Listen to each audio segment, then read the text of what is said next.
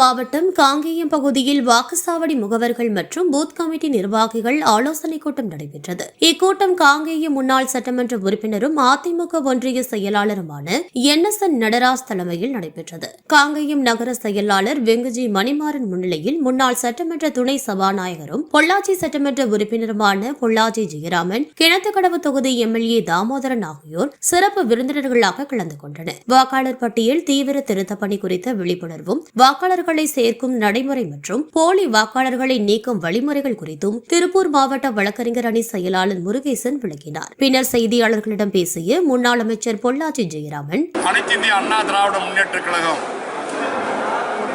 தொடங்கப்பட்ட நாளிலிருந்து இன்று வரை தமிழக மக்களுடைய நன்மதிப்பை பெற்ற மாபெரும் மக்கள் சக்தி மிக்க இயக்கம்.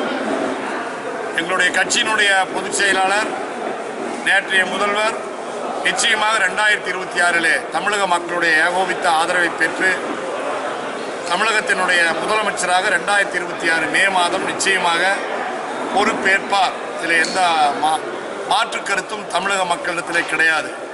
யார் வேண்டுமென்றாலும் எதை வேண்டுமென்றாலும் சொல்லிக் கொள்ளலாம். நாங்கள் இவங்களுக்கு தான் போட்டின்னு. எதுக்கு போட்டினா, 2ஆம் இடத்திலோ 3ஆம் இடத்திலோ யார் வருவது என்பதற்குத்தான் போட்டியாக இருக்கலாமே தவிர முதலமைச்சர் பதவி என்பது எடப்பாடியாருக்குத்தான். அவருக்கு போட்டியாக யாருமே இல்லை.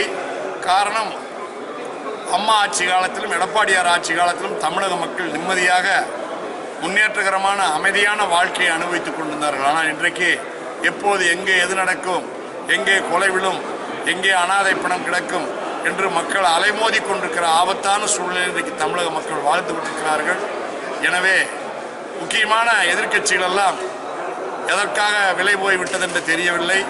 ஆனால் தமிழக மக்களுடைய குரலாக ஒழித்துக் கொண்டிருப்பது, தொய்வில்லாமல் தமிழக மக்களுக்காக உழைத்துக் கொண்டிருப்பது அண்ணன் எடப்பாடியார் மட்டும்தான்.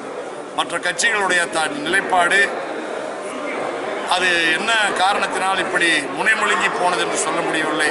தமிழக மக்களுக்காக குரல் கொடுக்கிற ஒரே தலைவர் அண்ணன் எடப்பாடியார். அவர்தான் 2026 முதலமைச்சர் நாட்களிலே அமர்வார். இக்கூட்டத்தில் காங்கேயம் நகர செயலாளர் வெங்குஜி மணிமாறன், வெள்ளக்கோவில் ஒன்றிய செயலாளர் விஸ்வேஸ்வரன், நகர செயலாளர் டி லக்ஷ்மணி, பேரூர் செயலாளர் முத்துக்குமார் உள்ளிட்ட நிர்வாகிகள், BLE2 பொறுப்பாளர்கள், பூத் தகவல் தொழில்நுட்ப பிரிவு உறுப்பினர்கள் என சுமார் 1000க்கும் மேற்பட்டோர் கலந்து கொண்டனர்.